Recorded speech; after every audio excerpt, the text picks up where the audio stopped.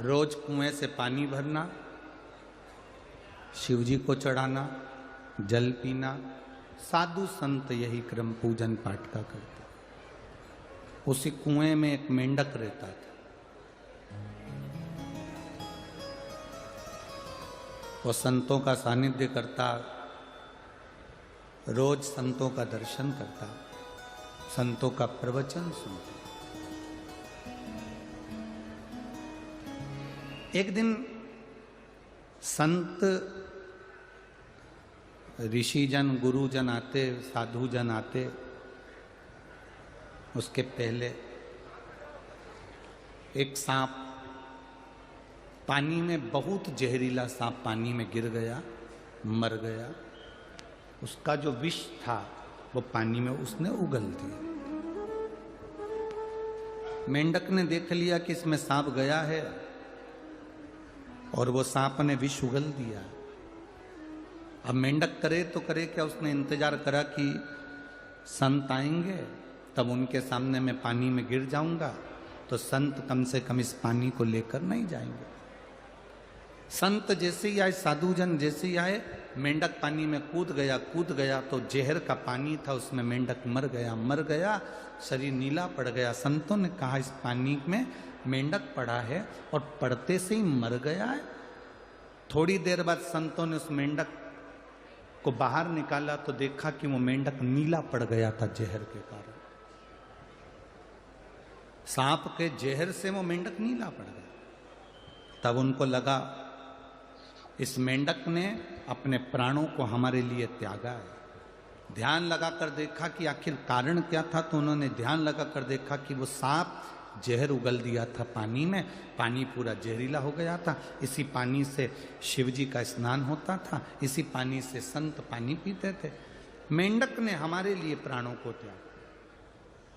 संतों ने मेंढक के ऊपर अपना हाथ की छत्र छाया कर दी और मेंढक के ऊपर छत्र छाया कर कर कहा इस मेंढक को जीवित होना है। हमारा तप बल, हमने जो पूजन सेवा अर्चना करी उसका बल सामने आया, मेंढक जीवित। मेंढक जीवित हुआ तो संतों ने उसको मनुष्य की वाणी दे दी। मेंढक मनुष्य की वाणी में बोलता है, पानी में जहर गिर गया था इसलिए मैं उसमें जाकर अपने प्राणों को त्याग दिया, मुझे क्षमा करना। आप जो जहर का पानी शंकर जी को चढ़ाते मुझे अच्छा नहीं लगता। ये जहरीला पानी आप भगवान को चढ़ाएं, ये हमें अच्छा नहीं लगेगा। आप लोगों को मालूम होगा इस व्यासपीठ से कई जगह पर हम लोगों ने कहा निर्माल्य विसर्जन की गाड़ियां चलाओ, निर्माल्य विसर्जन की गाड़ियां चलाओ, जिससे नदी, तालाब, बावड़ी, कुएं शुद्ध हो।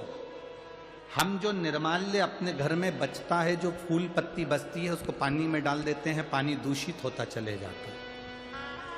पानी दूषित होता चले जाता है तो वो पानी हम भगवान को कैसे चढ़ाएं, क्योंकि वो जहरीला बनते चले जाता है, उसका आचमन कैसे कर सकते।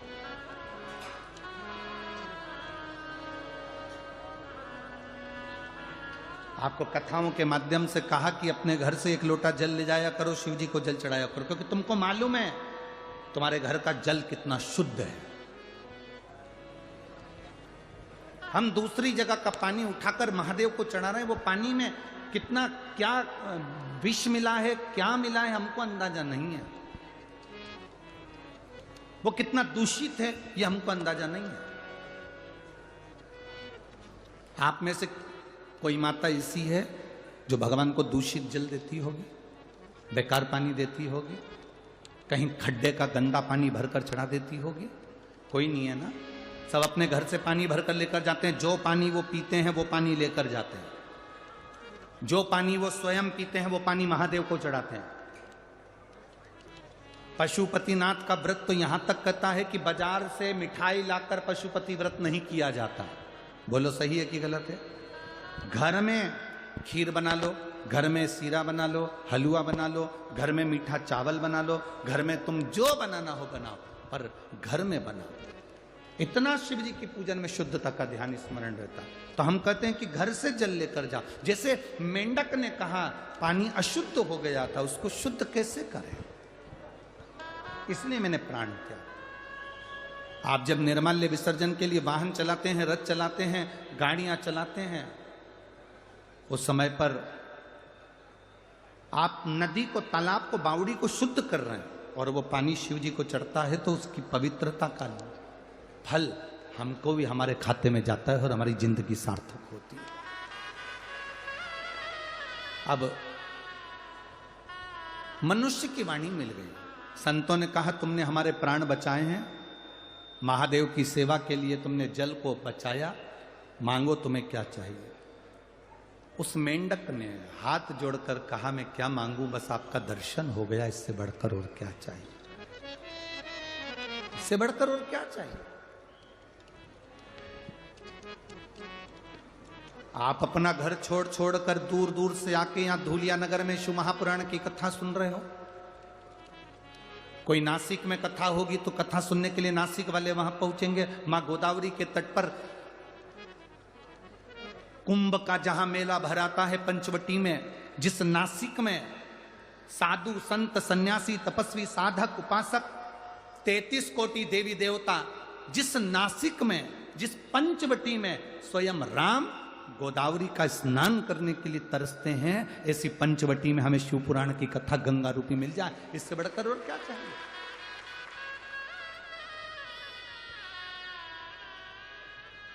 इससे बढ़कर लाभ और क्या मिलेगा।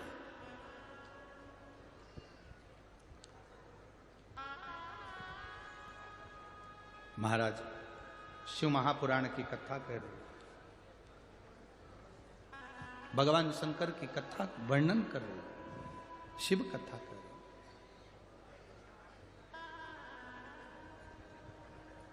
मांगो तुम्हें क्या चाहिए। मेंढक ने कहा मैं नहीं मांग सकता, क्या मांगो। गुरु की दृष्टि पड़ जाए, संत की दृष्टि पड़ जाए, उससे ज्यादा सुख और क्या चाहिए।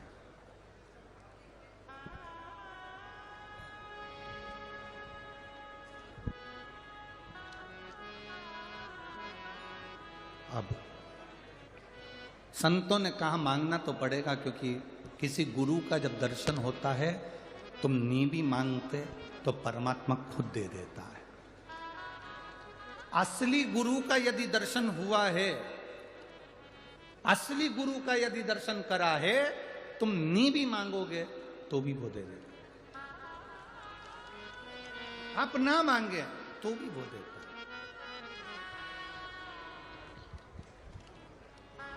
किसी सदगुरु का यदि दर्शन हो, उस समय पर यदि आप हाथ जोड़कर भी अपने दिल की बात केवल गुरु को, सतगुरु अगर है, कोई छल नहीं, कोई दिखावा नहीं, कोई प्रपंच नहीं, कोई ढोंग नहीं, सतगुरु अगर कोई है, उसको देखकर आपने हाथ जोड़कर भी प्रार्थना कर कर कह दिया, निवेदन कर लिया, खाली ना जाता कोई दर से तुम्हारे, खाली न जाता कोई दर से तुम्हारे, मैं भी खड़ा हूँ नदी बाहर पसारे, अपने हृदय से लगा लो, लगा लो, गिरा जा रहा हूँ, उठा दो, उठा। असली गुरु का यदि दर्शन हो जाए और आपने हाथ जोड़ बाबा से प्रार्थना भी कर ली तो बाबा दे दे। मेंढक के मन की बात संतों ने पूछी, मेंढक आखिरी में बोला, आखिरी में बोला, मुझे पार्वती जैसा सुंदर बना दो और मेरा विवाह उस व्यक्ति से हो जो शंकर की आराधना में लीन रहता हूं। मुझे पार्वती जैसा सुंदर बना दो और मेरा विवाह उससे हो जो शिव की भक्ति करता है। क्योंकि मैं जिस कुएं में रहता था, उस कुएं से जो पानी जाता था, मैं हमेशा आपके मुख से ओम नमः शिवाय, नमः शिवाय, श्री शिवाय नमस्तुभ्यम सुनता था। उस मंत्र को सुनता था तो मेरे मन में आता था, एक बार मैं भी उस शंकर की उपासना करने वाले की शरणागति में रहूं। संतों ने आशीर्वाद दे दिया, हम तुम्हें वर देते हैं कि तुम सुंदर होगे, स्त्री के रूप में होगे और तुम्हारा विवाह एक ऐसे राजा से होगा जो शिव की आराधना में लगा रहता है। उस मेंढक ने एक छोटी सी कन्या का रूप ले लिया, जिसको मायासुर ने देख लिया। मायासुर की संतान नहीं थी तो उस कन्या को ले आया। कन्या का ध्यान लगाकर एक दिन मायासुर बैठा था कि यह कन्या किसकी है, तो उसके ध्यान में आया कि ये तो पूर्व जन्म में मंदोक थी।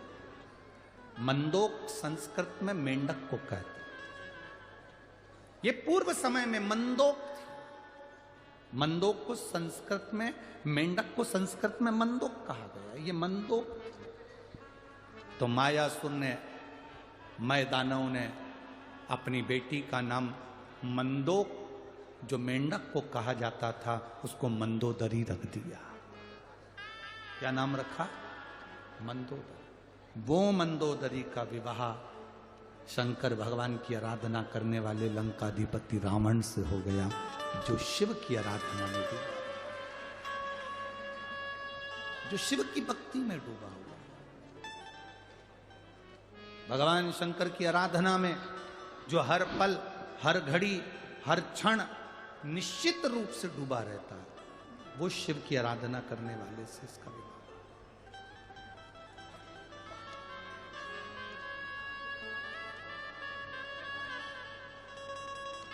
और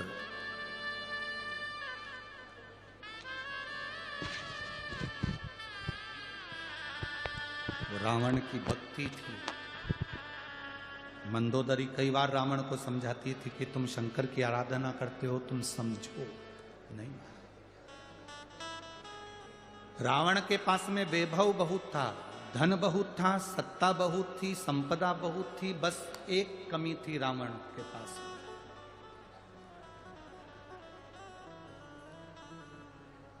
रावण के पास में एक चीज की कमी थी।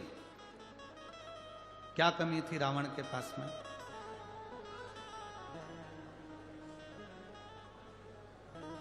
उसको ज्ञान देने वाले अच्छे नहीं थे।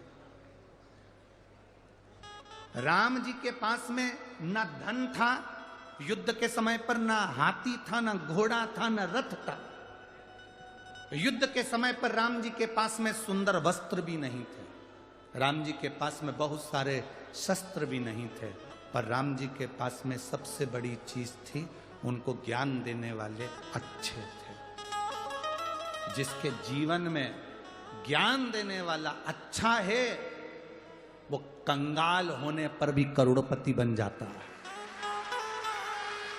और जिसके पास में ज्ञान देने वाले श्रेष्ठ नहीं है, वो करोड़पति होकर भी रोड पर रह जाता है। रावण करोड़पति था, धनपति था, सत्तापति था, संतान, वैभव सब कुछ था, पर रावण के पास में ज्ञान देने वाले नहीं थे।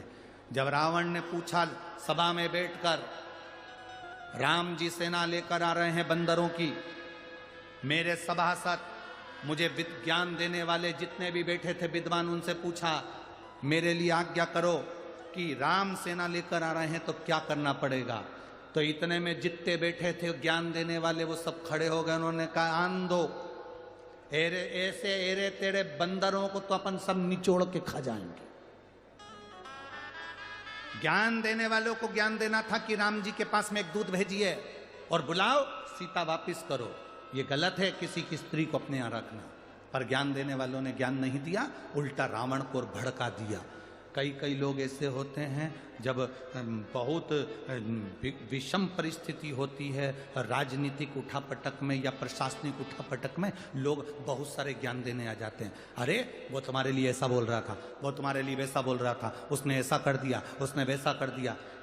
उफान मत लाना दूध में, रत्ती भर का भी। जितनी नम्रता से जिंदगी जी सकते हो उतनी नम्रता से चलना।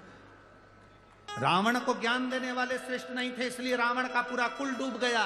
राम जी के पास में ज्ञान देने वाले थे। उन्होंने पूछा ये समुद्र रास्ता नहीं दे रहा, क्या करें? तो किसी ने कहा कि एक काम करो, समुद्र के लिए बाण छोड़ देते हैं। भगवान इतने में जामवंत बोला, इतने में हनुमान जी बोले क्यों छोड़ना, बाण छोड़ेंगे समुद्र के जीव मर जाएंगे, रहने दो। शंकर जी की पूजन करते हैं, शंकर जी जो आज्ञा देंगे वो करेंगे। शिव जी की स्थापना करी, रामेश्वर धाम की स्थापना करी, पूजन चालू करी। पूजन करिए तो भगवान शंकर ने ज्ञान दिया, तुम्हारे पास में नल नील हैं, राम नाम लिख के पत्थर फेंकेंगे, वो तैर जाएंगे, पार उतर जाओगे। सहज